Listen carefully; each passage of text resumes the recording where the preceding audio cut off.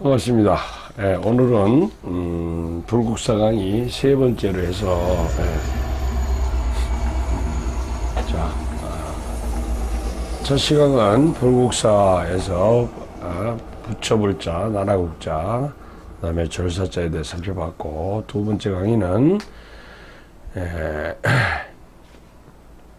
백운교, 청운교, 장화문까지 해서 살펴봤습니다. 오늘은 세 번째로 해서 여러분들이 불국사의 서쪽이 되겠죠. 서쪽에 보면은 이와 같이 다리가 있는데, 이것이 연화교, 그 다음에 칠보교, 요한의 문이 안양문이라고 합니다.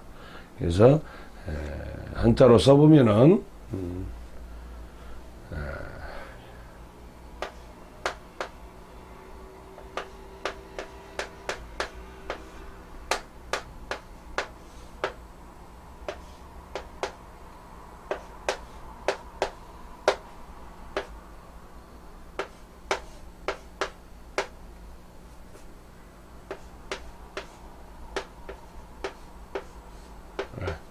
이렇게 잘 쓰겠습니다.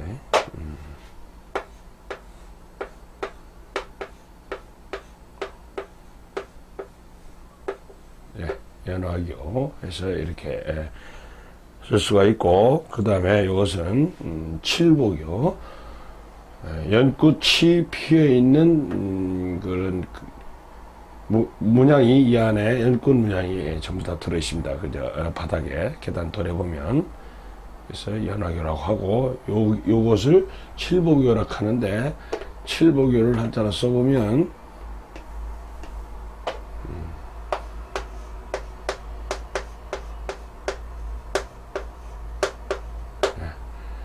일곱 칠자에다가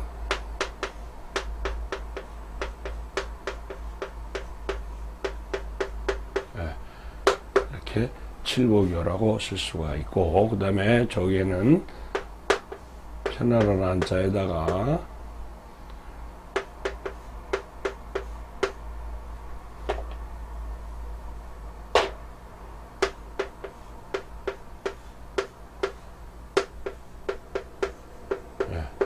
안양문, 이렇게 해서 안양문이 되겠습니다. 그러면은 이 그림을 놔놓은 상태에서 여러분들한테 강의를 하게 되면은 쓰는 공간이 적기 때문에 이 그림을 제껴놓고 한자를 가지고 설명을 해보도록 하겠습니다.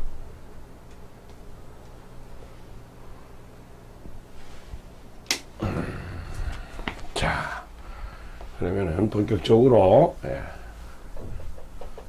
설명을, 한자 설명을 한번 드려보겠습니다.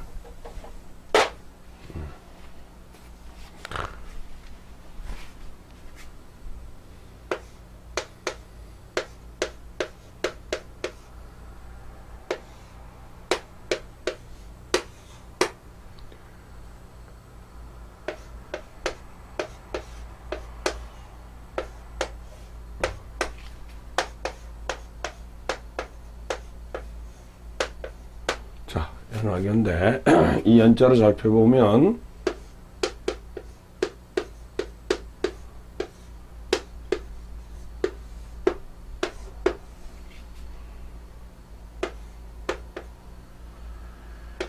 풀초와 술의 거와 자축거리를 시험시험 갈 척자로 이렇게 구분이 되는데, 이것은 풀의 형상에서 나와서 이것이 이렇게 변형이 돼서 나중에는 이어가지고 풀초가 되겠고, 이 술의 거라고 하는 것은 그야말로 지금 자동차나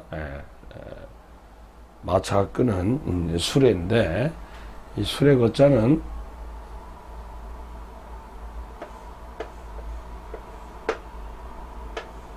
바퀴가 있고 양쪽에 이렇게 연결을 해서 여기서 말이 끄는 장면을 이것이 너무 복잡하니까 이것을 없애고 그야말로 요 부분만이 이게 박히고 사람이 타는 물건을 싣고 거상이라고 하고 그래서 박히라고 그러죠. 그래서 이렇게 해서 이 수레거자가 만들어진 겁니다. 근데 수레라고 하는 것이 우리가 보면은 사람이나 그 당시에 지금은 자동차로 인해서 우리가 사람이 타고 다니는 거지만 그 당시에서는 전쟁을 했던 그런 그 전차로서의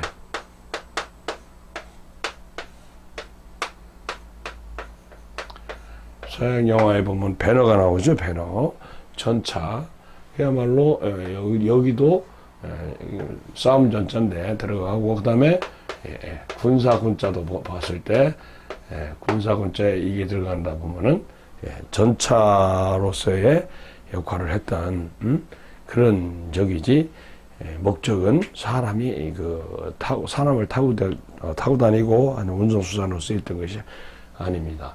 그래서 이런 걸 봤을 때 그 다음에 자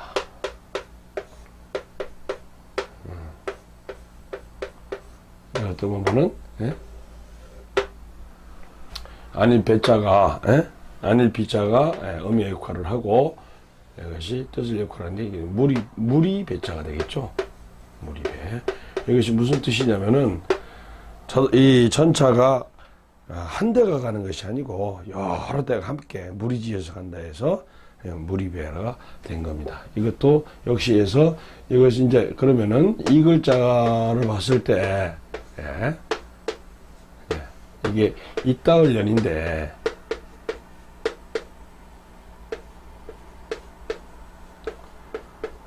이게 어떻게 해서 이따을 연이냐 그 수레가 한 대만 가는 것이 아니고 여러 대가 가기 때문에 이따서 수레가 이따서 간다 해서 이따을 연자입니다.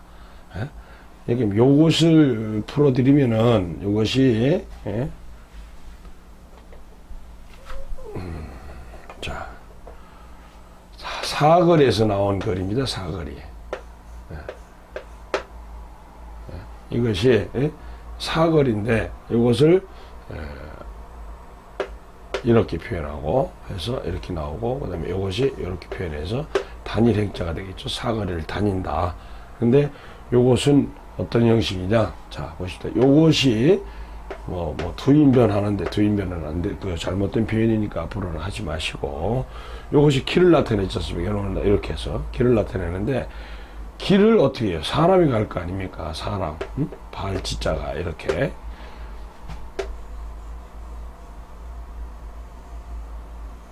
형성된 것이 발인데 5개 하나 더 표현해야 되겠죠. 이렇게 해서 표현된 건데 이것이 어떤 식으로 변하느냐면은 이렇게 변하죠.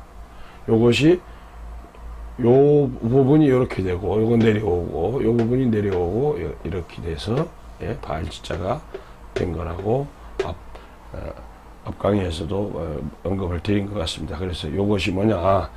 그러면은 이것을 연결을 시켜 보면은 요 놈이 이렇게 되고 이렇게 되면 요리 변형이 돼서 이것이 뭐냐면은 요것은 자축거리다. 자축 뒤쭉 하면서 간다.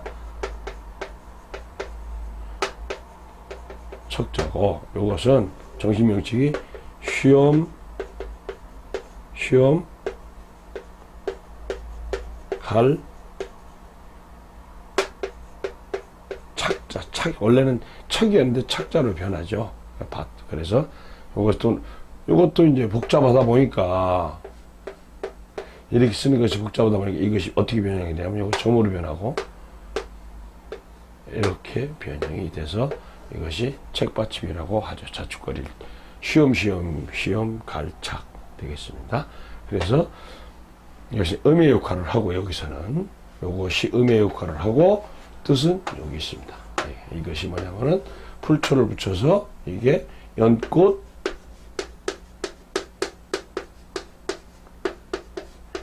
연자가 되겠습니다. 그래서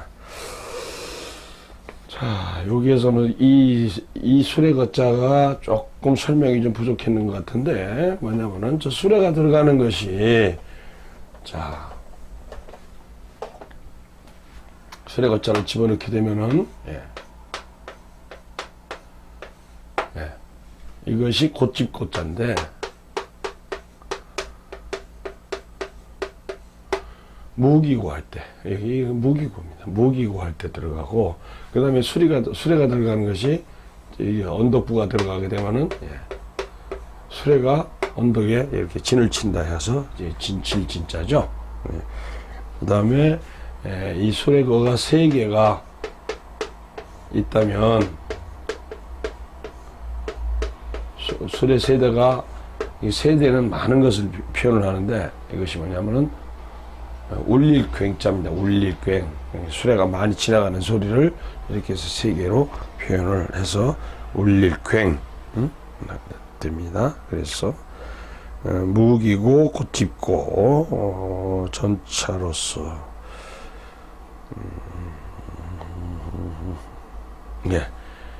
이렇게 해서 연자 요것이 예. 이 따을련이 음의 역할을 하고 뜻은 이 풀에서 왔다고 그랬죠. 그래서 연꽃 연이 되겠습니다. 그래서 연꽃 연자는 이렇게 해서 간단하게 설명을 드리고, 이 연자가 들어가는 것이 뭐 열리지라고 해가지고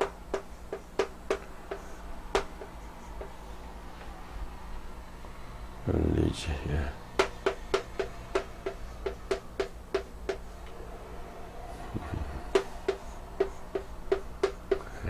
열리지가 뭐냐면은 어떤 나무가 같은 종류여야 되겠지만 각각 다른 나무가 가지가 이렇게 겹쳐져 가지고 오랜 세월 동안에 뭐 풍랑이 와도 바람이 뭐 세게 불어 가지고 와도 이것이 떨어지지 않고 이렇게 해서 함께 한 동체를 만들었다고 해가지고 그런 나무인데, 어디다 비유를 하느냐면은 부부지간에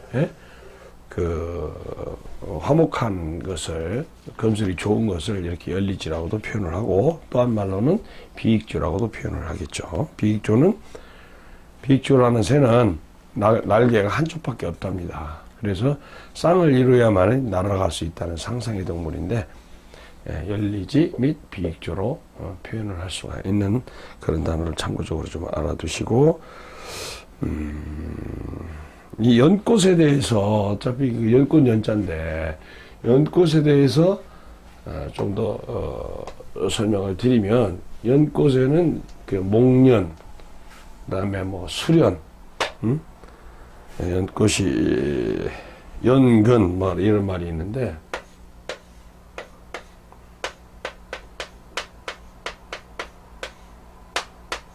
목련. 자, 우리가 수련하는데, 과연 수련하면은 물에서 자랐어요. 물에서 피는 그 꽃은 맞아요. 이술자가 쓸까요? 이술자가 쓰는 게 아니고,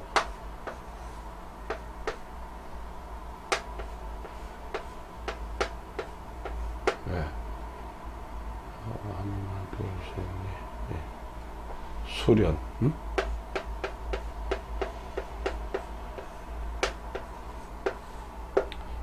이 숫자를 쓴다는 것을 여러분이 참고적으로 알아주시기 바랍니다. 왜 이 숫자를 쓰게 되느냐면은, 이 수련이라고 하는 그 꽃은 해가 뜨면은 꽃을 피우고, 해가 없어지면은 꽃잎을 접는답니다. 그래서 어떻게 사람이 눈을 감고 졸릴 때 졸숫자입니다. 이게 졸숫자.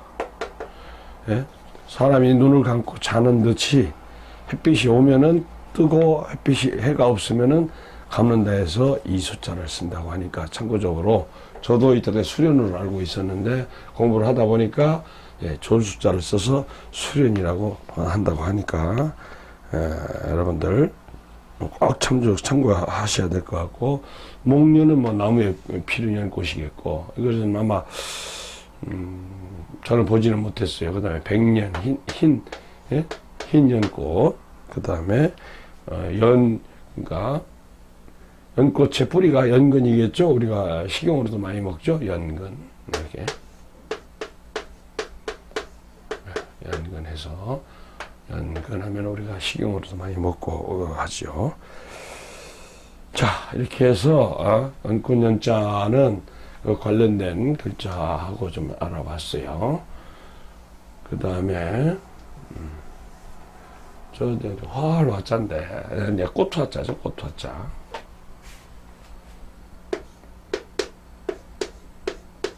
꽃 화자는 아까 말씀드렸듯이 불초하고, 자, 이것이 될 화, 변화할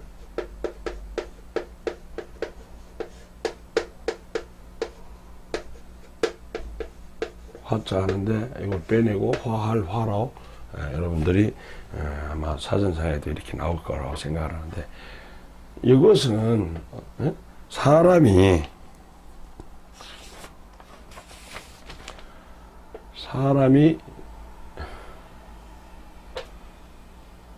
이렇게 서 있는 사람 한 사람이 나중에는 이렇게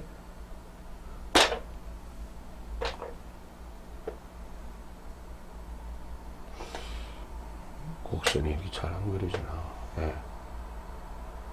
이런 사람입니다. 거꾸로 된 사람. 똑바로 된 사람이 거꾸로 됐다 해가지고 변화했다 해서 이렇게 거꾸로 된 사람을 양쪽 해서 만들어진 게 이게 변화할 화자인데, 그렇게 어렵게는 없죠. 똑바로 섬과 거꾸로 선 사람으로, 즉 반대로 변화된 데 의해서 화가 됐다. 그렇게 되는데, 이것이 들어가가지고 쓰이는 단어는 많죠. 뭐 화석, 다음에 뭐 화신, 몸이 변했다. 뭐 그다음에 화신. 이것도 화장도 우리 변화시킨다 해서 화장. 화장할 때 이게 분장 장자 이렇게 해서 화장 이렇게 이제 쓰임이 있고, 너무 노화됐다, 뭐 적화됐다, 빨갛게 변했다, 뭐 기화, 퇴화, 개화, 부화, 우화 등선 뭐 할 때도 이게 들어가고, 그렇죠? 그렇게 해서 이 변화된 이게 화할 화자에다가 풀초가 들어가서 꽃이 됐죠. 꽃. 꽃화. 이렇게 변형이 된 겁니다. 그러면은 이 화할 화자의 어휘는 단어들은 이렇게 뭐 간단하게 설명을 드렸고, 그 다음에 꽃화가 쓰이는 것을 한번 좀 보십시다. 그러면은 꽃화가 꽃화자를 집어넣으면은 화훼단지, 화훼 이렇게 쓰죠. 화훼단지 할 때 이 화자, 회자. 그 다음에 우리가 우리나라 꽃이라고 국화라고도 지정은 안 돼 있다고 합니다. 무궁화.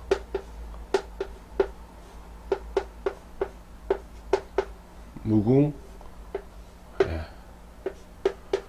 화 이렇게 한자로 쓰고, 그 다음에 우리가 뭐 어떤 저기가 됐을 때 금상첨화라고 그러죠.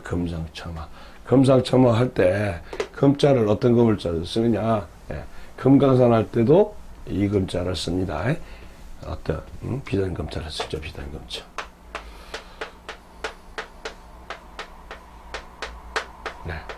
금, 상,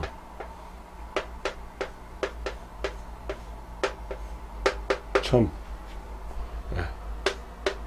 화, 금상첨화 이렇게 해서 이런 데 쓰이는 한자가 되겠습니다. 자, 그러면은 다리 교자는 배웠고 꽃화자 배웠고 연화교, 그러니까 연꽃이 피어 있는 다리라고 생각을 하시면 되겠죠. 연화교. 그 다음에 자 이제 이렇게 해서 간단하게 꽃화하고 연꽃 연자하고는 이렇게 해서 간단하게 배워보시고, 뭐 불국사를 구경을 갔는데 그냥 뭐 쭉 지나가서 사진만 탁 찍고 나오는 것보다는 아 여기가 연화교구나, 그 다음에 그 위가 칠보교구나 하는 것을 여러분들이 더 알고 가시면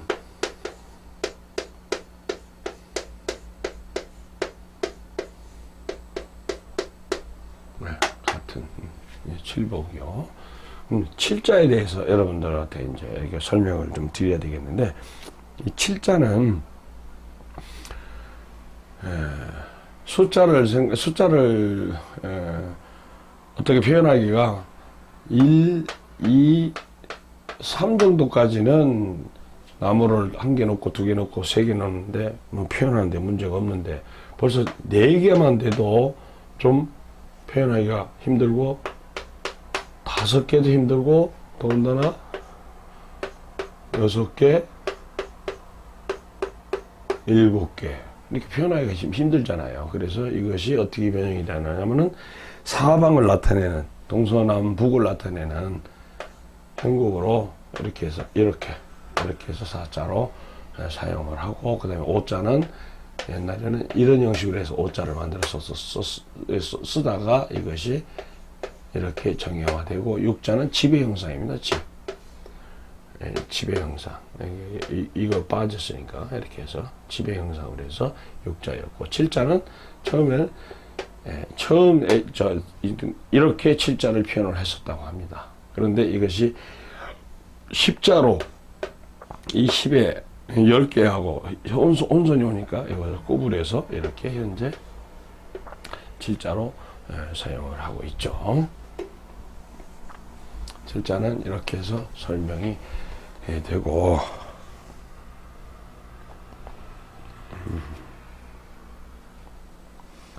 그 다음에 칠보라고 해서 7가지 보물이라고 하는데, 이게 보물 보배 보자잖아요. 보배 보자가 보면은, 자 집안에 집면이죠. 집안에 이게 구수록입니다. 구수록. 그 다음에 자 조개패죠. 조개패. 요거 장군부가 왜 들어가느냐면 여기서 음의 역할을 하는 겁니다. 음의 역할. 장군부는 집안에 구슬과 조개가 가득 있는 것이 결국 보배라 해서 보배 보자가 된 겁니다. 뭐 이렇게 어려운 글자는 아닌데 여러분들이, 그래서 7가지 칠보가 뭐냐? 칠보가 금, 은, 그 다음에 유리, 만호,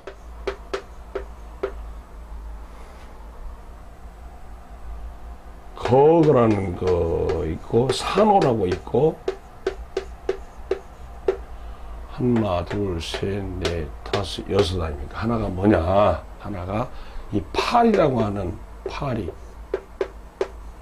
날아가는 팔이, 음은 같이 하고 있습니다만 팔이라고 하는 그런 보석이 있다고 하니까 저도 뭐 금, 은, 유리 정도만 알고 산호 정도는 알겠는데, 거거, 만호, 팔이는 본 적이 저도 없습니다만은 있다가 하니까 이것이 칠보라고 합니다. 그래서 그 다리에 7개의 보물로 가지고 장식을 했는데, 지금 현재는 마모가 많이 돼 가지고 알아볼 수 없을 정도로 지금 마모가 됐다고 합니다.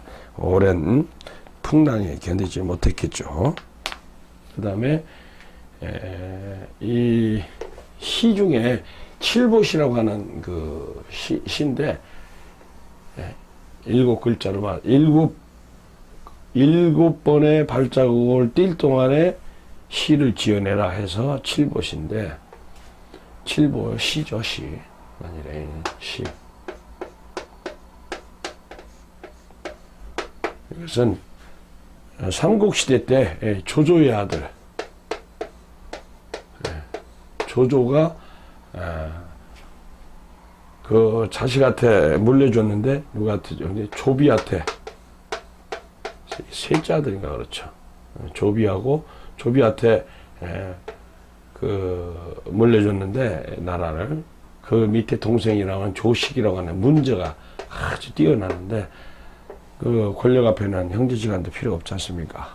그래서 이 조비가 동생을 어떤 꾸지람을 주기 위해서 내가 일곱 발자국을 뛸 동안에 네가 시를 지어내지 못하면 지어내면은 용서를 하고 아버지 장례식장에 참석을 안 한 걸로 저는 그렇게 알고 있어요. 그래서 용서를 하고 그렇지 못하면 너를 살려두지 않겠다 해서 한번 지어봐라 해서 7발자국을 걸을 때 조식이 어떤 그 시를 만들어내는데 그 시가 자두연기라고 그래가지고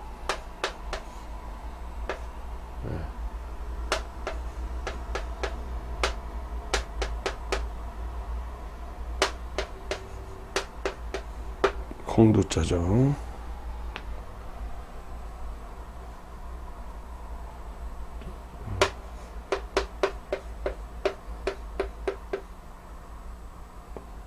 자두연기.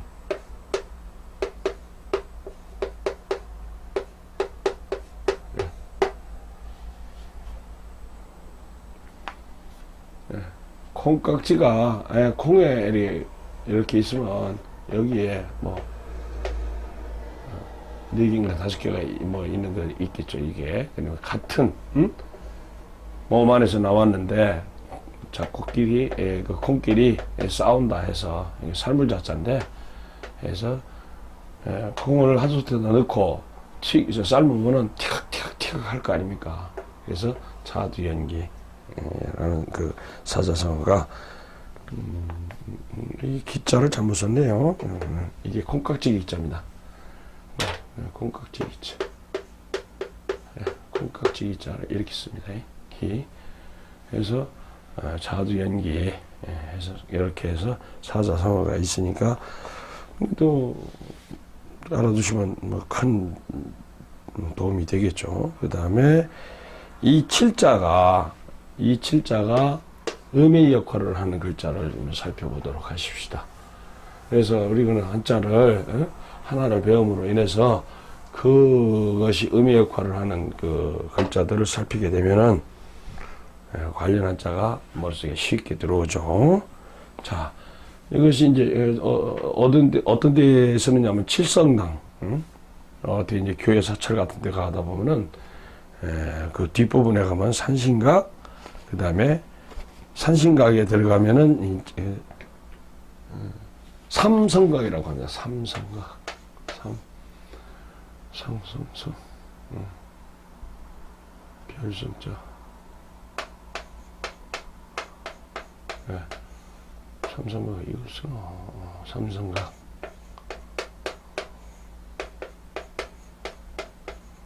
성인성자라 쓰는구만. 성인성자, 삼성각, 성인성자가 갑자기 기억이 안 나네. 삼성각. 그래서 거기에 모이시던 분이 산신과 독성이라고 해서 남한존자와 그 다음에 칠성을 매셨죠. 그래서 칠성각이라고도 합니다. 자, 이것이 음의 역할을 하는 것이 577자가 있는데 삼수변에 칠자가 들어가고 이게 577자입니다. 577자. 이것이 요즘에는 이렇게 많이 쓰이죠. 이렇게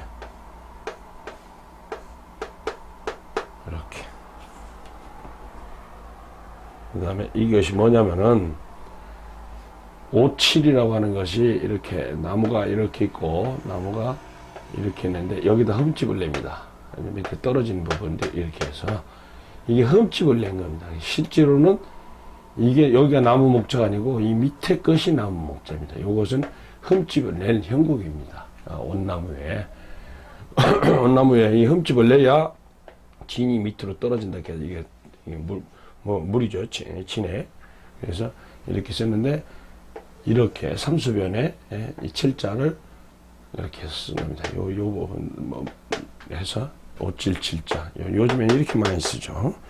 그 다음에 이것이 입으로 꾸짖는다 해서 지금 이렇게 비수비를 꼽는데 이게 아니고 원래는 칠자입니다. 칠자. 이렇게.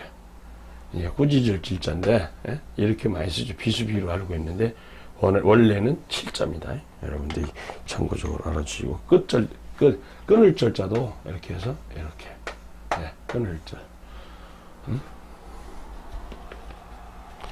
그 다음에 훔칠절도 구멍에 이렇게 해서 훔칠절인데 원자는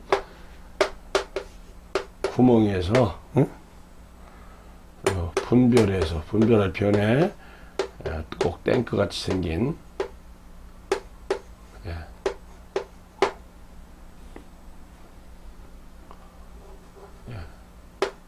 탱크 같이 생긴 글자입니다. 원래는 이 훔칠절자인데 이 발음 음의 역할을 하는 글자가 너무 복잡하니까 이 끊을 절자를 해서 간단하게 사용을 하고 있는 현재 그 끊을 절자가 되겠습니다. 그래서 음의 역할을 했을 때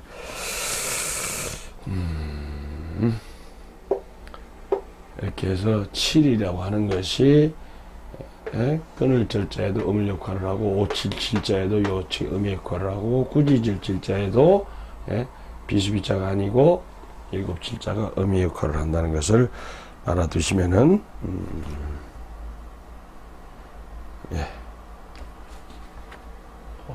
되겠습니다. 그 다음에 7보는 이것이 폐물이고 돈의 역할을 하고 이것도 구슬옥이니까 해서 7가지 여러 가지 보배가 있다 했는데 이것이 음의 역할을 한다 해서 보배 보자가 라고 설명을 드릴 수가 있겠습니다. 그러면은 7보교 보배 보자하고 이렇게 설명을 드렸고 그 다음에 자 안양문이 나오는데 안양문까지 여러분들한테 설명을 하면 자 안양문이라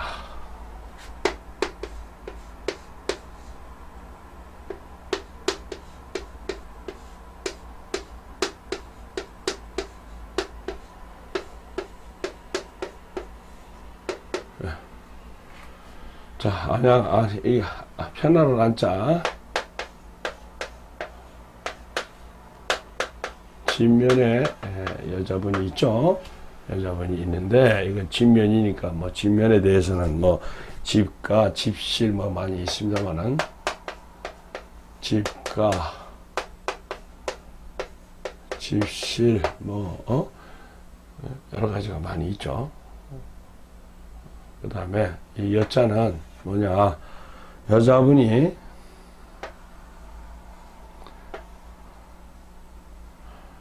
이렇게 두 손을 다소곳이하고 무릎을 꿇고 있는 모습인데 여자분이 뭐 마냥 그렇게 하고 있겠습니까?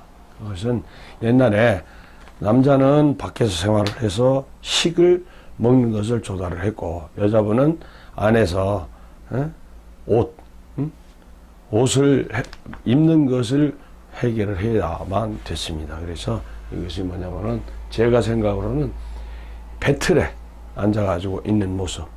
여러분, 여자분 일이 얼마나 많습니까? 근데 배틀에 앉아있는 모습을 이렇게 변형이 된 겁니다. 요 정착화가 된 건데 이것을 해서 이렇게 현재 이렇게 되는데 여기서 바탕이 되는 것이 어미모자가 나오지 않습니까? 여기다 점을 딱 찍고 이렇게 연결하면은 어미모자가 되죠. 그래서 여자. 그리고 집안의 여자. 그러니까 어머니가 집안에 있으면 편안하다. 뭐 틀린 말이 아니죠.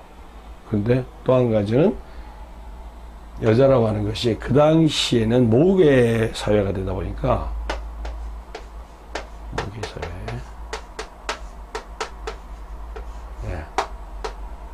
중심이지, 중심.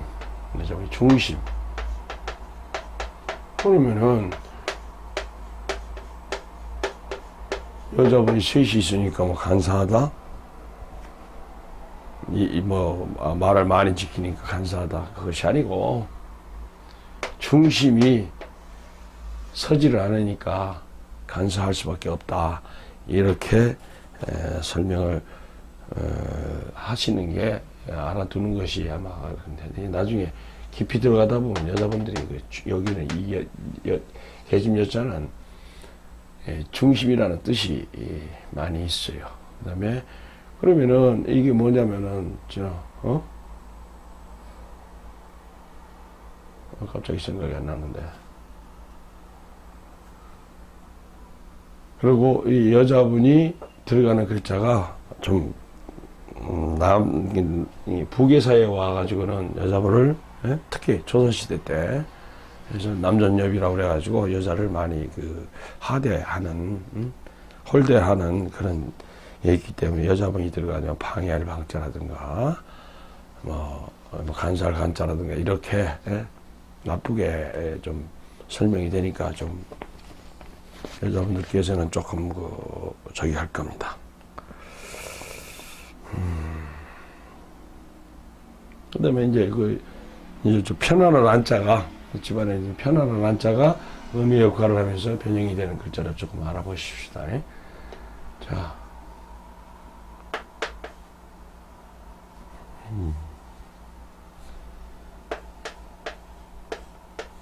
이것이 뭐냐? 이게 책상 한자인데 책상.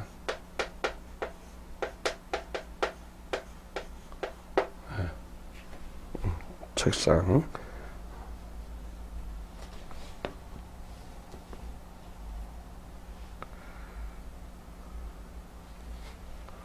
그 다음에 이게 책상, 이렇게 책상 안이 되고, 제방면이 붙으면은, 안은 아닌데, 손으로, 어루만지다. 이렇게 해서, 어루만지다. 할 때, 어루만질 안자 해서 이 안자가 이렇게 쓰입니다. 그러면은, 자, 편안한 안자는 그렇게 설명을 드렸고, 그 다음에, 양자에 대해서 설명을 드려보겠습니다.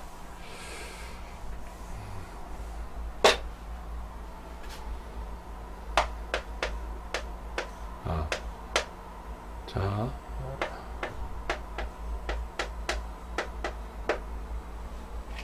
이게 기를 양자입니다. 양양자가 아니고 기를 양자. 이것을 분석을 해보면 그 다음에 밥식이 들어가 있는 글자입니다. 밥식.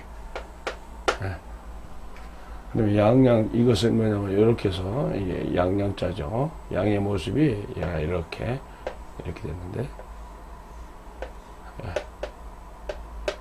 이렇게, 양의 정면을 표시를 했는데, 여기 양의 뿔이 되겠고, 이렇게 변형이 된 것이 양양자입니다. 고문자를 봤을 때는 그래서 여기 귀가 이렇게 달라붙으면 뭐 양이 되겠죠. 그래서 그림을 정확하게 좀 제가 해야 되는데 양에는 양자가 이 양의 종류는 면양이 있고 산양이 있다면 산에서 이것이 염소죠. 염소. 산양, 염소, 면양. 면을 필요로 했던,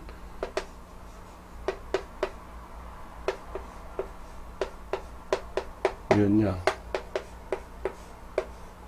이렇게. 이건 산양은 그야말로, 산양이 되겠죠. 그래서 그랬는데,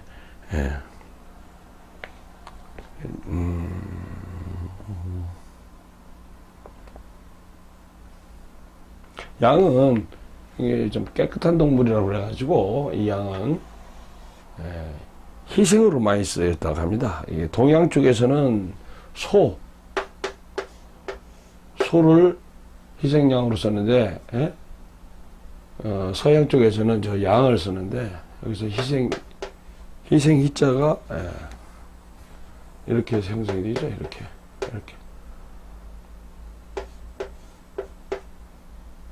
이것이 분별 별자로 되고 이렇게 해서 희생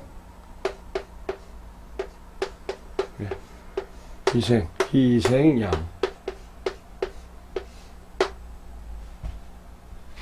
이렇게 해서 희생양이 되겠습니다. 그것이 이렇게 해서 이것이 밥을 양한테 먹인다 해서 이게 기를 양이 되겠죠. 네, 기를 양. 기를 양. 근데 요 양자가 의미의 역할을 하는 요것이 의미의 역할을 하는 글자를 조금 살펴보도록 하십시다. 자, 그 다음에 의미의 역할을 하는 것이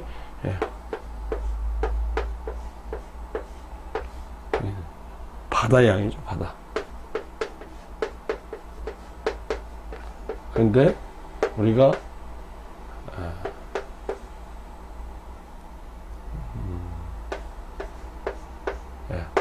이렇게 오는 바다 해죠. 요 해는 우리가 동해, 서해. 자, 요거는 대서양, 태평양 이렇기 때문에 이것은 큰 바다가 붙어야, 큰 자가 붙어야 되는 큰 바다의 양입니다. 요거는 우리나라의 동해, 서해, 지중해 작은 바다, 그것이 큰 바다. 참고적으로 구분할 줄 알으셔야 되고, 이것이 의미의 역할을 하는 것이 이 기를양이고, 또한 모양양이 있는데,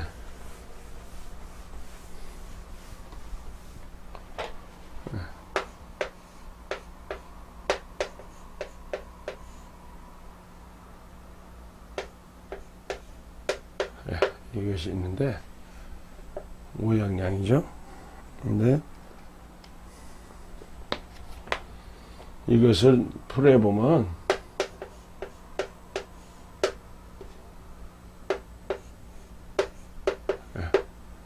이것이 강이 이것은 그리를 보면은 이렇게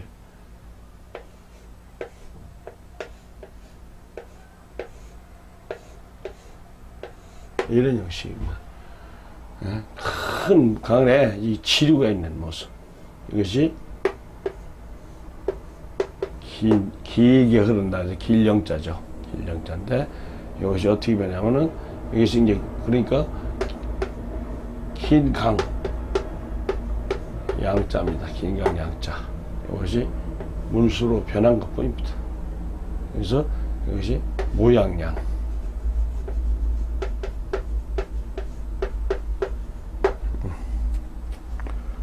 이것이 이제 그 모양양으로 되고, 그 다음에 양자가 붙으면서, 자, 여기에 말씀 원자가 붙고, 이렇게 들어가면은, 이제 양이, 이응과 시읒이, 우리가 과일하고 과실하고 많이 이렇게, 변형이 되기 때문에, 이것이 자세할 상. 그 다음에 이자가 붙으면은 이거는 상서로울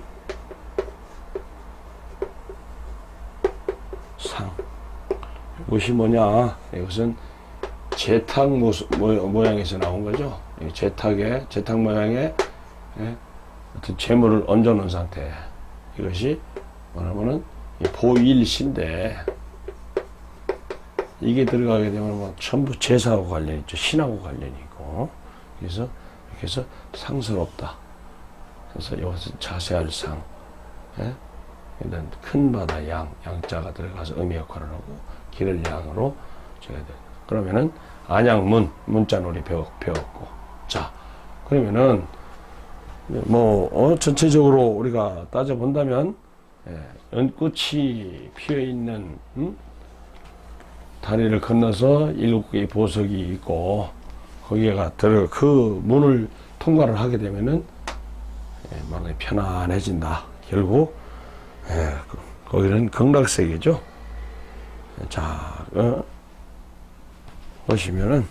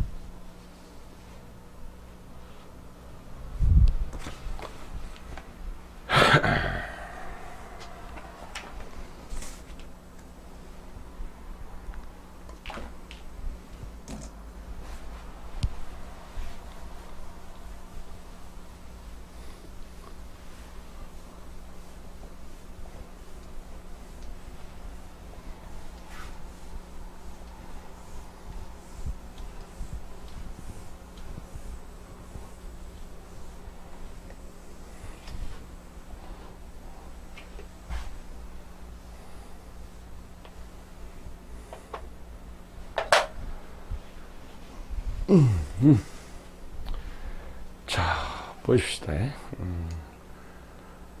부분이, 요 부분이 연화교고, 여기가 칠복이고, 요 안에 문이 안양문이 되겠죠.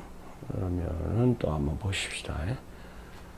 이쪽에서 봤을 때는 요거는 동쪽에서 본 거니까, 요것은 백운교, 요건 청운교, 요게 자하문이 되겠죠.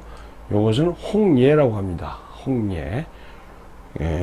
무지개 홍자에다가 무지개 예자를 써서 홍예. 그러니까 무지개 다리라고 그렇게 아시면 되겠습니다. 그럼 오늘까지의 강의를 봤을 때, 자,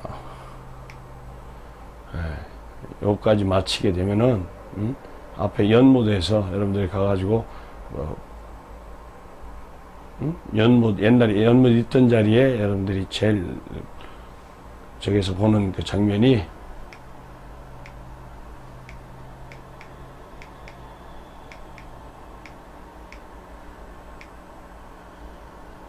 이렇게 보면은 여기가 백운교, 청운교, 자하문, 연화교, 칠보교, 안양문. 여기는 옛날에 우리가 연못이 있었다 하는데 복원을 못 해가지고 그 다음에 이렇게 해서 불국사 천면을 오늘 강의로 마무리를 짓고, 다음 강의는 석가탑, 다보탑, 그 다음에 대웅전, 뭐 미륵전, 관음전 해서 아미타불까지 해서 네 곳으로 구분이 되는데, 그쪽에 관련된 한자를 다시 알아보도록 하겠습니다. 예, 감사합니다.